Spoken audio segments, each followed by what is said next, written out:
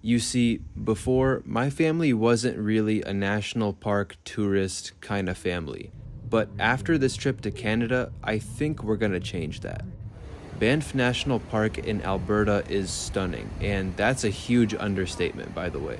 We all really enjoyed our time there, and I wish we could have stayed at least one more day, but our last day in Canada was spent in Alberta's largest city, Calgary. If you've never been to Calgary, putting the weather aside, it's basically the Canadian version of Houston. Both cities are huge oil towns, have sprawling suburban communities, and their downtown areas are rather dull in terms of tourist attractions. I was glad to have visited Calgary, my third major Canadian city after Toronto and Vancouver, but as quickly as we arrived, it was time to head back to the States with American Airlines in Main Cabin Extra.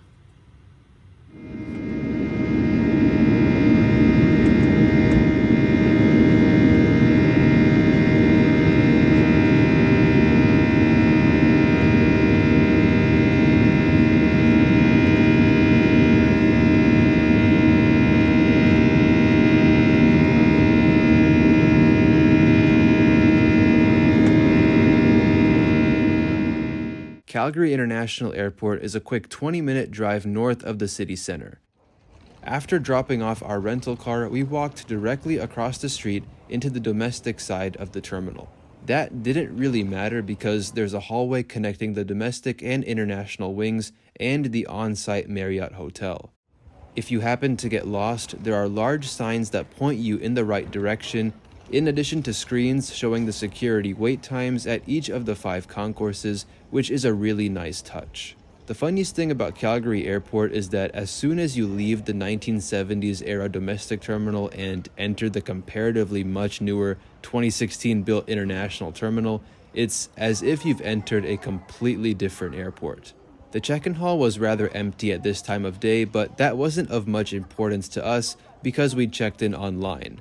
The nice thing about checking in this time was that because we'd provided our passport details prior to leaving the US a few days earlier, we didn't have to do it again this time around, and we essentially checked in for this flight like we did for any US domestic flight. Now, today's flight is fairly empty with only 74 people in main cabin. As such, during online check-in, I was able to reserve main cabin extra and preferred seats for myself and my family because thanks to my One World Ruby status, these seats become free to reserve during check-in. But because we are traveling internationally, here's a quick look at the US travel requirements, and if you're flying American, you can see all of them on your booking homepage.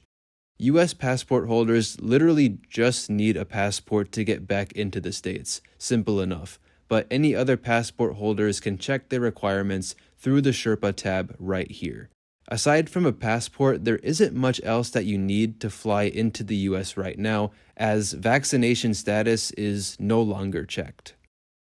One additional step that travelers must take prior to entering the US is to fill out a contact tracing form. This got emailed to me about 2 days before my flight, and you need to make sure you fill this out or you won't be allowed to fly.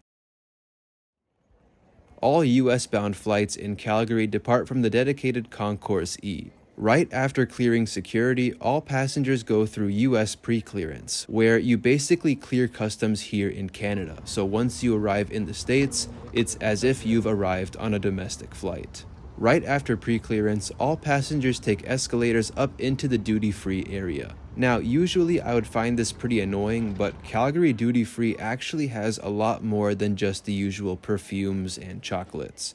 There's a large selection of apparel and souvenirs among other things, and in my opinion, all airport duty-free areas should include wider selections of inventory like this, at least more items that show the uniqueness of the city or country that you're visiting.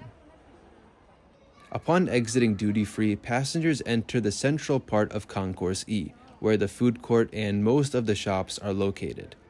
If you're flying from Concourse E and happen to be looking for airplane models, there is surprisingly a store here with quite a decent selection. I ended up buying a 1/200 scale WestJet 787 as a proper Calgary souvenir. I've flown out of many international airports in my lifetime, but I'm glad to say that YYC definitely earns a high spot on that list. It was easy to navigate and super modern. This is the 4th busiest airport in the country, and as expected from a major Canadian airport, there's no shortage of flights to the US, with departures to 15 American cities scheduled throughout the remainder of the day.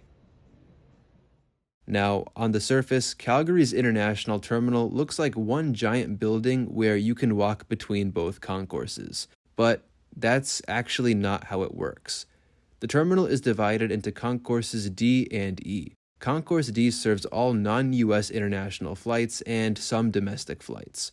Concourse E, as you saw, has a pre-clearance facility, so it only serves US departures, and thus the departures level is walled off from the rest of the airport. However, Concourse E still receives non-US international and domestic arrivals because the arrivals channel is separate from the secure pre-clearance area.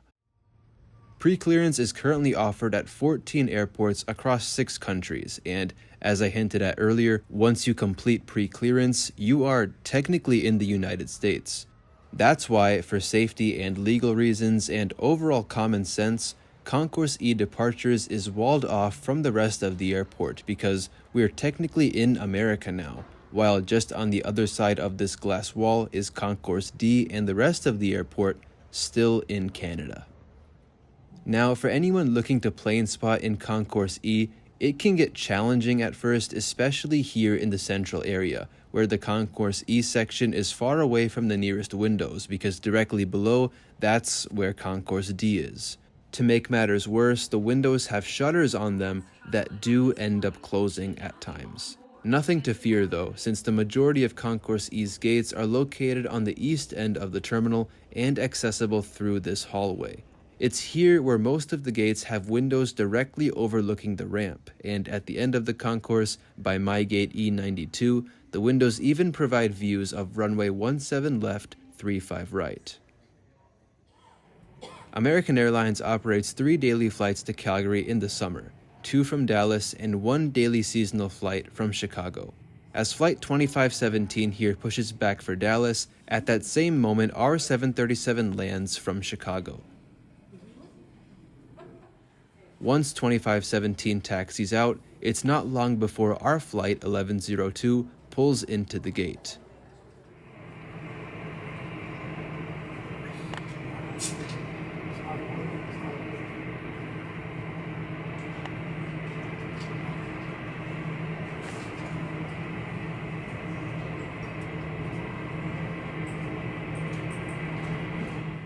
I never previously realized just how much more popular the Calgary-Chicago route gets during the summer. WestJet resumed seasonal Chicago service in May, and here it's passing right by us, operated by a 737-700. United operates 2 daily flights to Chicago in the summer, and unlike the other 2 airlines, they operate this route year-round. Summer service is normally on the A319, but today the flight was operated by an A320. So, if you recall from earlier, I mentioned that today's flight is really empty. Only 74 of the 156 main cabin seats are occupied, and, as expected, they boarded the flight much quicker than anticipated. The worst possible mistake we could have made was to have lunch right at that same time, and as we left the restaurant, the flight was already on final call.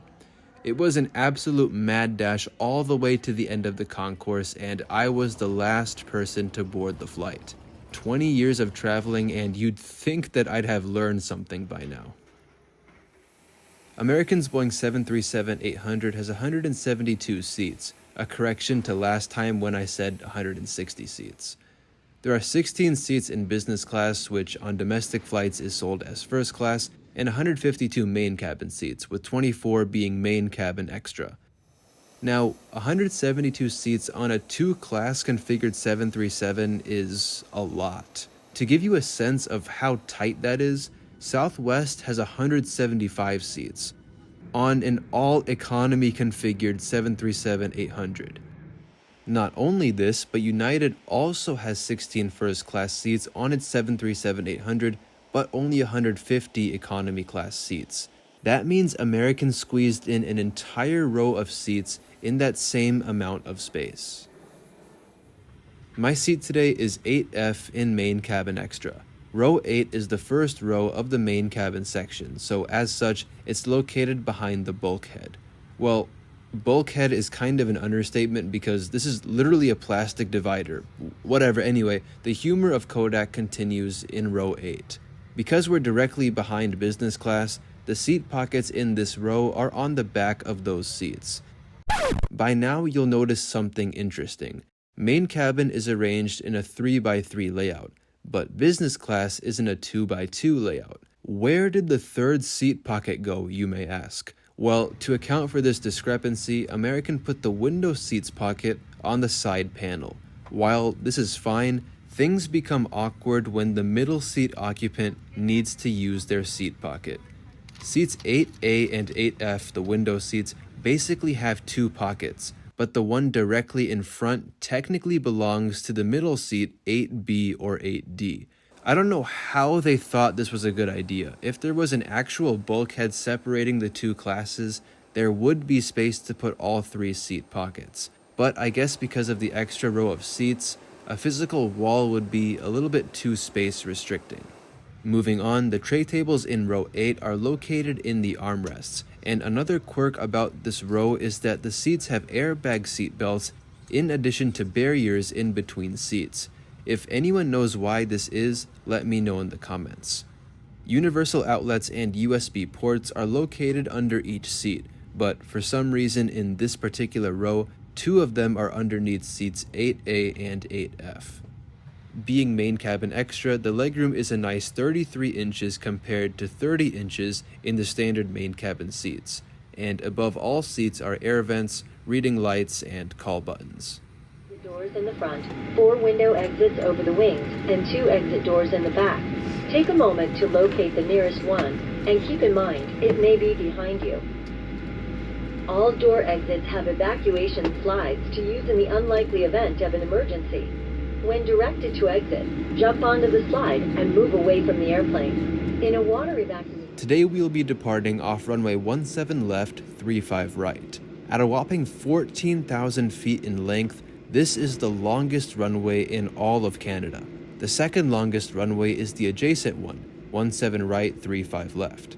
The reason for Calgary having Canada's two longest runways is thanks to the airport's high elevation of roughly 3,606 feet or 1,099 meters above sea level. At such a high elevation, the air density is lower.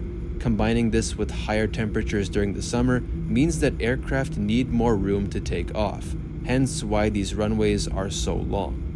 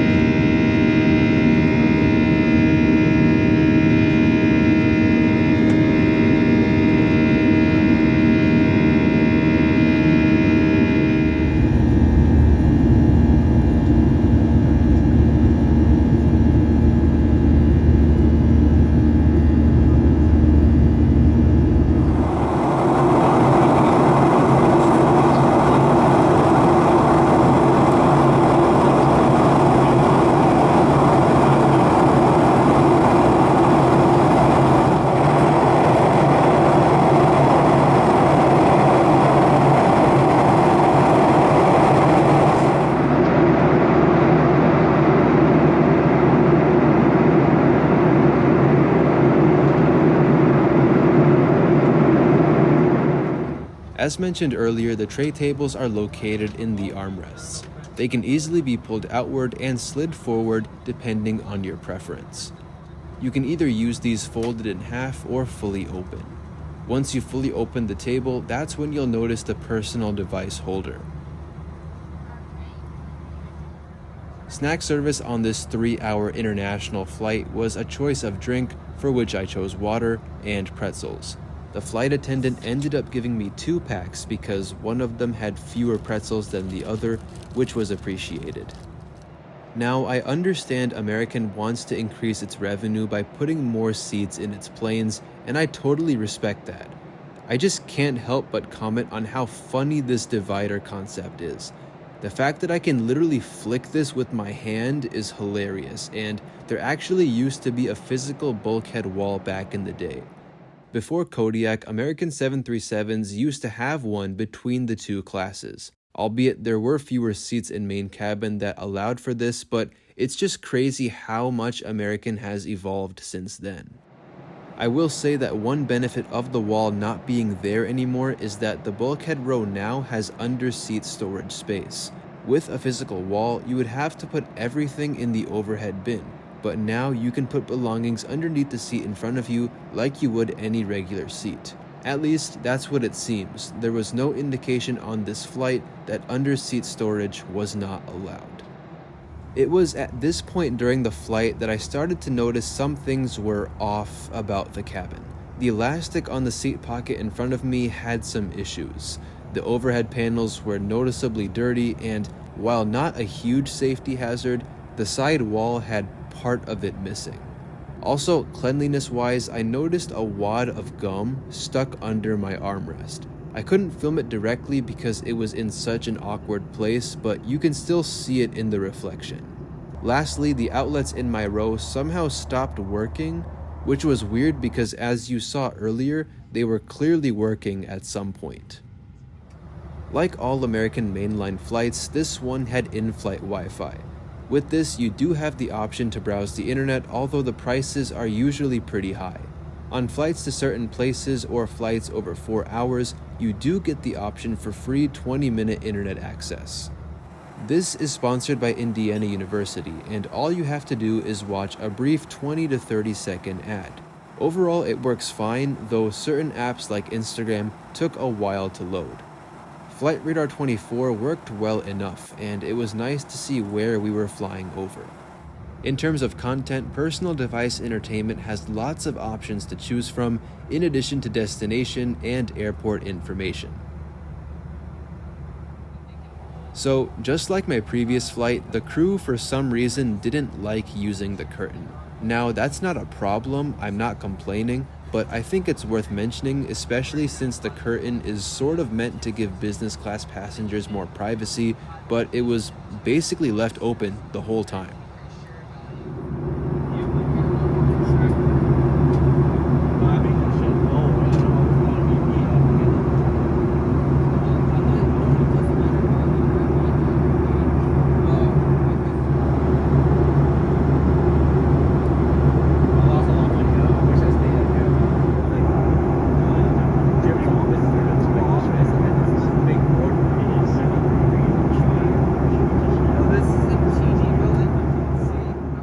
The rest of the flight was uneventful, but still enjoyable.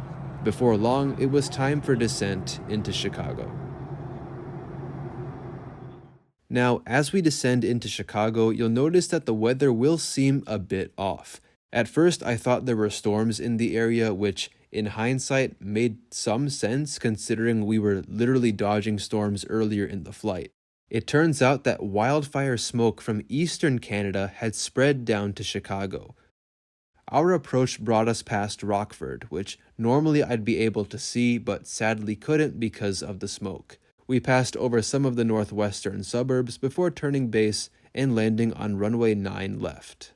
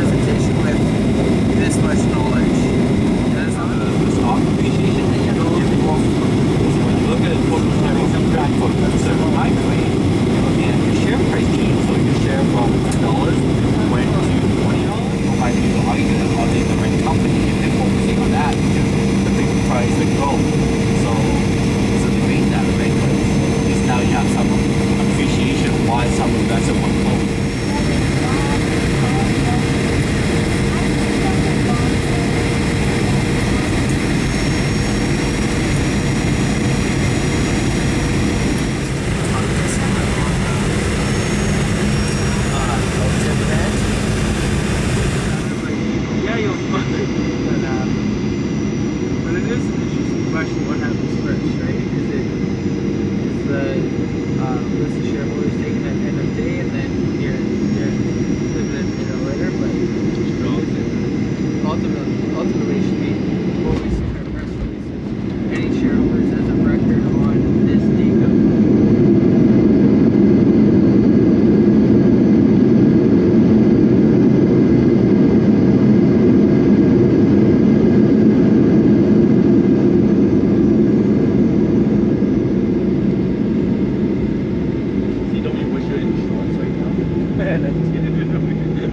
Yeah, that's not cool.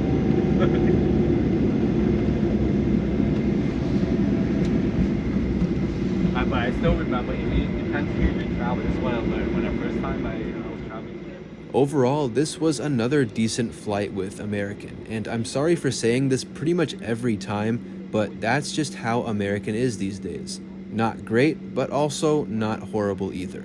We had a friendly crew, on-time departure and arrival, and also a rather empty flight, which made the experience a little more enjoyable.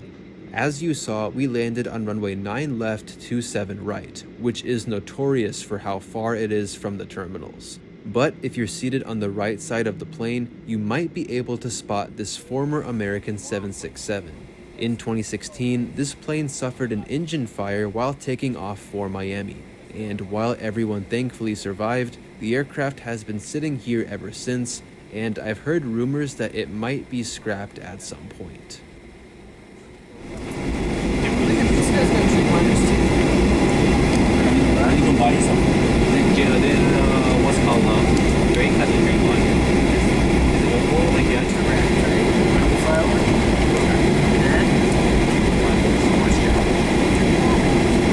That'll be the bad match.